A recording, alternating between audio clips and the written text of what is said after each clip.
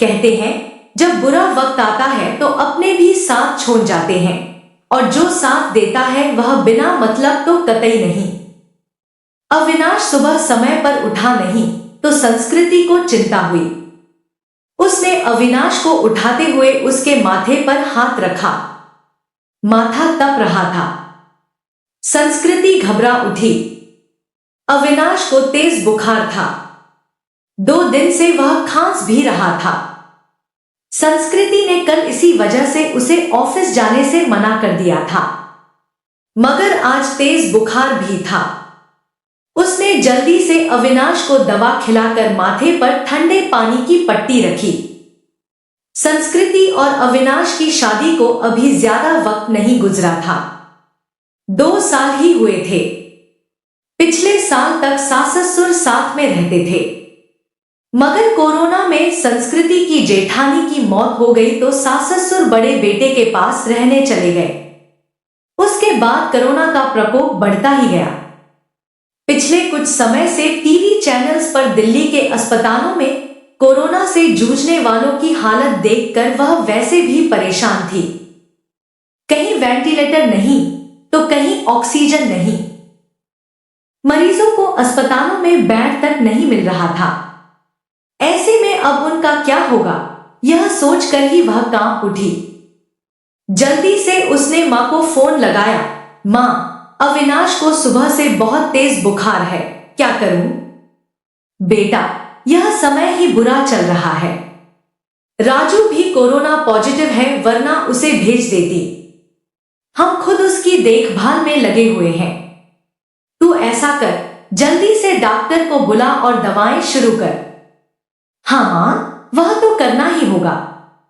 मेरी सास की भी तबीयत भी सही नहीं चल रही है, वरना जेठ जी को ही बुला लेती। घबरा नहीं बेटी, धैर्य से काम ले, सब ठीक हो जाएगा, मां ने समझाने का प्रयास किया। संस्कृति ने पति का कोरोना टेस्ट कराया। तब तक फैमिली डॉक्टर से पूछकर दवाएं भी देती रही। इस बीच अविनाश की हालत ज्यादा खराब होने लगी तो वह उसे लेकर अस्पताल भागी। अस्पतालों से निराश लौटने के बाद तीसरे में मुश्किल से बेड का इंतजाम हो सका। सास ससुर और जेठ भी दूसरे शहर में थे सो मदद के लिए आ नहीं सके। वैसे भी दिल्ली में लॉकडाउन लगा हुआ था। रिश्तेदार चाहकर भी उसकी मदद करने नहीं आ सकते थे। आस पड़ोस वालों ने कोरोना के डर से दरवाजे बंद कर लिए।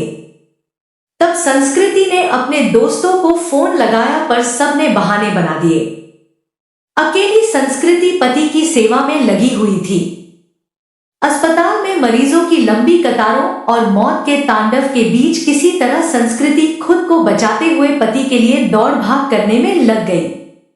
कभी दवा की पर्ची लेकर भागती तो कभी खाना लेकर, कभी डॉक्टर से गिड़गिड़ाती तो कभी थक हार कर बैठ जाती। उसे कोरोना वार्ड में जाने की इजाजत नहीं थी। बाहर रिसेप्शन में बैठकर ही पति के ठीक होने की कामना करती रहती। उस पर पति की तबीयत अच्छी होने के बजाय बिगड़ती जा रही थी। उस दिन भी डॉक्टर ने पर्ची में कई दवाएं जोड़कर लिखी। वह दवाएं लेने गई, मगर जो सबसे जरूरी दवा थी वही नहीं मिली। अस्पताल में उसका स्टॉक खत्म हो चुका था। अब वह क्या करेगी? बदहवास सी वह अस्पताल के बेंच पर बैठ गई। बगल में ही परेशान सा एक युवक भी बैठा हुआ था। संस्कृति ने उसकी तरफ मुखातिब होकर पूछा, आप बता सकते हैं यह दवा मुझे कहां मिलेगी? मैं खुद यह दवा ढूंढ रहा हूं, आसपास तो मिली नहीं। मेरे दोस्त ने बताया है कि नोएडा में उसकी शॉप है। उसने कुछ दवाएं स्टॉक करके रखी हैं, सो वह मुझे दे देगा। अभी जाने की ही सोच रहा था। पर्ची लाइए, मैं अपने साथ आपके लिए भी दवा ले आता हूं। बहुत मेहरबानी होगी। सुबह से इसके लिए परेशान हो रही थी। पसीना पोंछते हुए संस्कृति ने कृतज्ञ स्वर में कहा, मेहरबानी की कोई बात नहीं, इंसान ही इंसान के काम आता है। बस इतना शुक्र मनाइए कि दवा वहां मिल जाए, कहकर वह चला गया। करीब 2 से 3 घंटे बाद लौटा तो उसके चेहरे पर परेशानी की लकीरों के बावजूद खुशी थी। यह लीजिए, बड़ी मुश्किल से मिली, मगर मिल गई, यही बहुत है। बहुत बहुत शुक्रिया। कितने की है? संस्कृति का चेहरा भी खिल उठा था। अरे नहीं, पैसे की जरूरत नहीं। आप पहले यह दवा खिलाइए मरीज को डोट। उस दिन के बाद से दोनों में बातचीत होने लगी। वह अपने भाई की देखभाल में लगा था और संस्कृति पति के लिए दौड़ भाग कर रही थी। दोनों का दर्द एक सा ही था। संस्कृति जब भी व्यथित होती तो उसके कंधों पर सिर रख कर रो लेती। कोई चीज लानी होती तो प्रतीक लेकर आता, संस्कृति को घर छोड़ कर आता।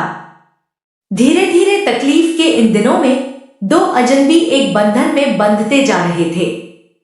उनके बीच एक अजीब सा आकर्षण भी था, जो दोनों के इस बंधन को और मजबूत बना रहा था। एक दिन अविनाश का ऑक्सीजन लेवल काफी घट गया। अस्पताल में ऑक्सीजन सिलेंडर नहीं था। तब प्रतीक ने यह जिम्मेदारी अपने ऊपर ले ली। पूरे दिन कड़ी धूप और गर्मी में लाइन में लगकर आखिर वह ऑक्सीजन सिलेंडर लेकर ही लौटा था। उस दिन संस्कृति ने पूछा था, आप मेरे लिए इतना कुछ कर रहे हैं, इतना ख्याल रखते हैं, मगर क्यों? मैं तो आपकी कुछ भी नहीं लगती। फिर बताओ न, ऐसा क्यों कर रहे हो? पहली बात, हर क्यों का जवाब नहीं होता, और दूसरी बात, हम दोनों हमसफर नहीं हैं, तो क्या हुआ, हमदर्द तो है ना। आपके दर्द को मैं बहुत अच्छे से महसूस कर सकता हूं। आपकी तकलीफ देखकर मुझे दुख होता है। बस किसी भी तरह आपकी मदद करना चाहता हूं। एक अंतहा सा मगर मजबूत साथ महसूस कर वह गमों के बीच भी मुस्कुरा उठी थी। धीरे धीरे अविनाश की तबीयत और भी बिगड़ गई और उसको वेंटिलेटर पर रखना पड़ा। अस्पताल में वेंटिलेटर्स की भी कमी थी। कई वेंटिलेटर्स खराब हो गए। बदहवास सी संस्कृति ने प्रतीक को फोन लगाया तो पता चला कि उसके भाई को भी कहीं और शिफ्ट करने की नौबत आ गई है। आप चिंता न करो संस्कृति जी, मैं अपने भाई को जिस अस्पताल में लेकर जा रहा हूं, आपके पति को भी वहीं लेकर चलता हूं। वहां वेंटिलेटर की सुविधा है और डॉक्टर्स भी अच्छे हैं। प्रतीक ने उसे ढांढस बंधाया और फिर जल्दी ही शिफ्टिंग की सारी व्यवस्था करा दी। शाम में सब निबट गया तो प्रतीक का हाथ पकड़कर रुंधे गले से संस्कृति इतना ही कह सकी, आप नहीं होते तो पता नहीं क्या होता। मैं नहीं होता तो कोई और होता। अच्छे लोगों की मदद के लिए कोई ना कोई आ ही जाता है। ऐसा नहीं है प्रतीक जी, मैंने अपने दोस्तों, पड़ोसियों और परिचितों सबको देख लिया। इस कठिन समय में कोई भी मेरे साथ खड़ा नहीं। केवल आप हैं, जिसे 4 से 6 दिन पहले तक मैं जानती भी नहीं थी। आज लगता है ऐसे आपके बिना रह ही नहीं सकती।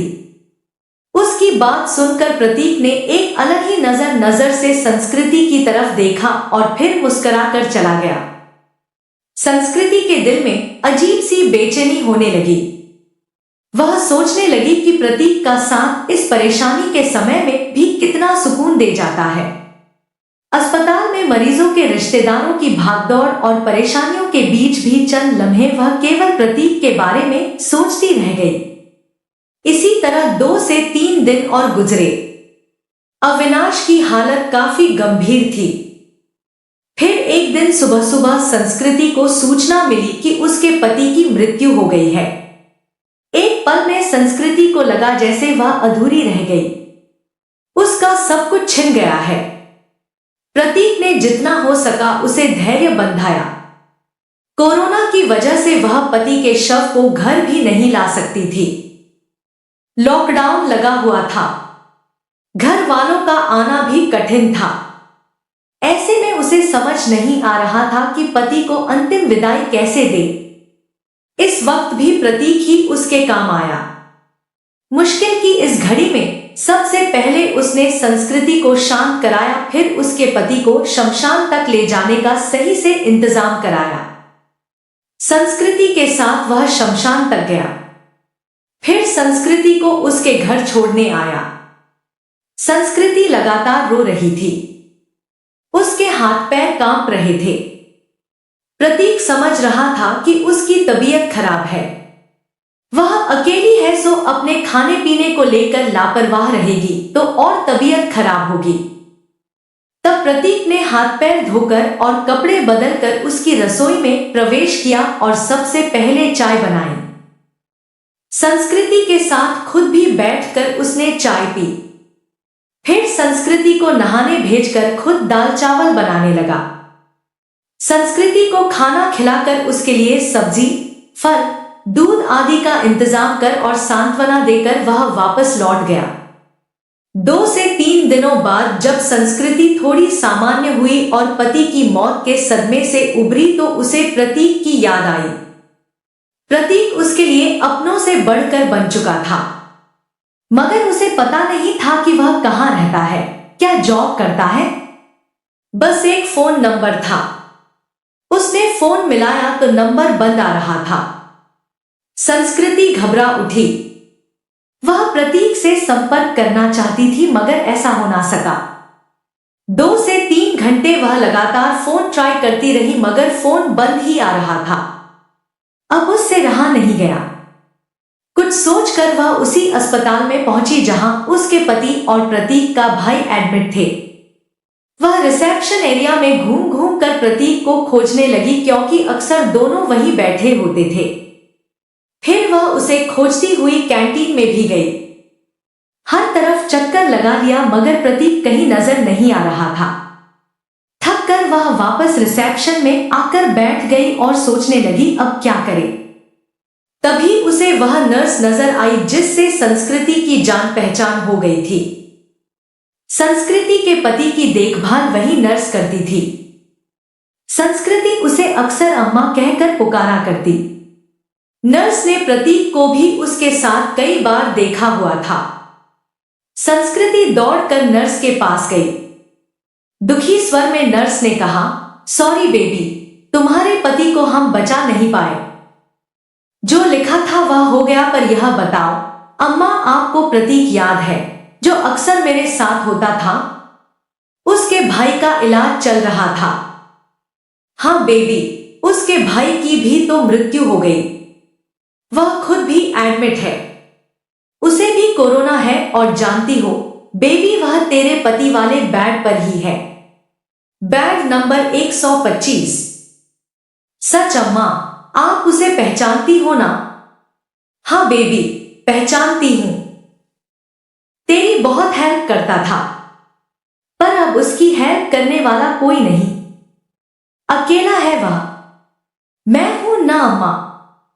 अब उसके लिए किसी भी चीज की जरूरत पड़े तो मुझे बताना, मैं उसके अटेंडेंट के रूप में अपना नाम लिखवा देती हूं।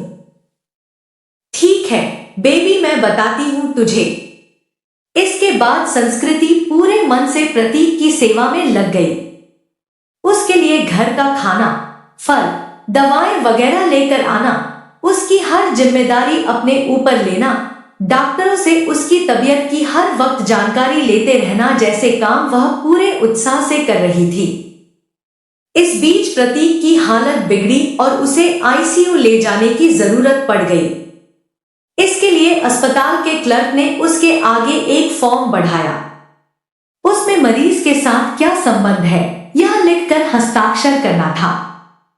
संस्कृति कुछ पलों के लिए सोचती रही कि वह क्या लिखे। फिर उसने उस खाली जगह पर पत्नी लिखकर साइन कर दिया। क्लर्क को कागज थमाकर वह खुद में ही मुस्कुरा उठी। 2 से 3 दिन आईसीयू में रहकर प्रतीक की हालत में सुधार शुरू हुआ और उसे कोविड वार्ड में वापस शिफ्ट कर दिया गया। 7 से 8 दिनों तक लगातार सुधार होने और रिपोर्ट नेगेटिव आने के बाद उसे डिस्चार्ज भी कर दिया गया। इतने दिनों तक संस्कृति ने भी अपना खाना पीना और नींद भूलकर दिन रात प्रतीक की सेवा की थी। डिस्चार्ज वाले दिन वह बहुत खुश थी।